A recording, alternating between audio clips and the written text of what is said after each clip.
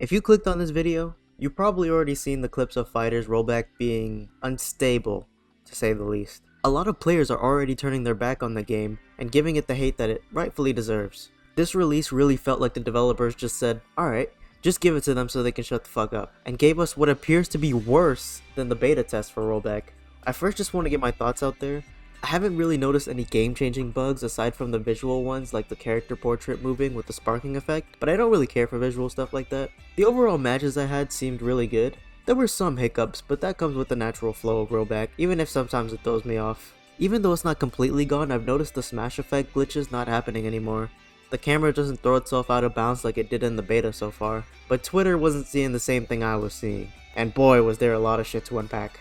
There are tons of clips and screenshots going around showing a lot of the visual bugs, some of which are so bad that they even affect the gameplay in terms of confusing the players. Take this one with Gogeta for example. With this clone mix-up, it's impossible to tell what the mix-up is going to be. Literally, there are plenty more where that came from.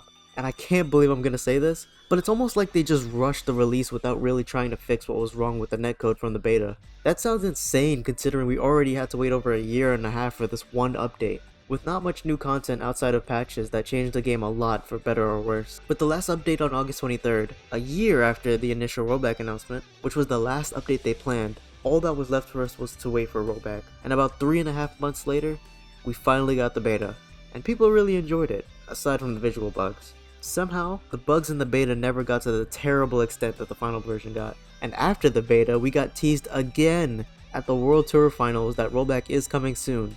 Again, and we ended up getting this unstable netcode that really can't be ignored. As funny as it is, it's pretty shameful to leave the game in the state that it's currently in, especially with ring party matches and raid bosses not working either. But Bandai has shown that they can listen to player feedback before.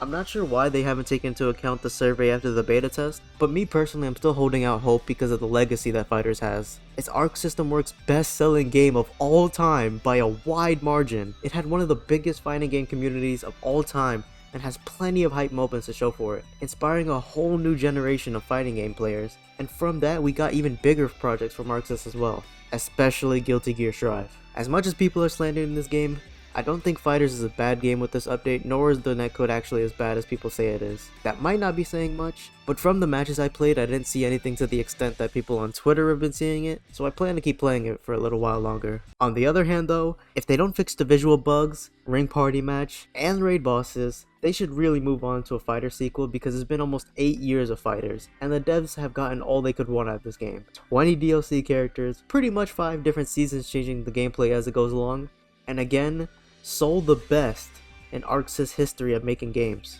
I hope Fighterz doesn't go out on this note, because I really enjoyed the game through the ups and downs, and to wait so long for what we got really feels like we didn't get much out of supporting the devs after all these years. Fighterz is one of my favorite games of all time, and it probably could be in the debate for one of the best fighting games of all time. And to end like this, leaving fans as upset as they are right now, that just doesn't feel right to me.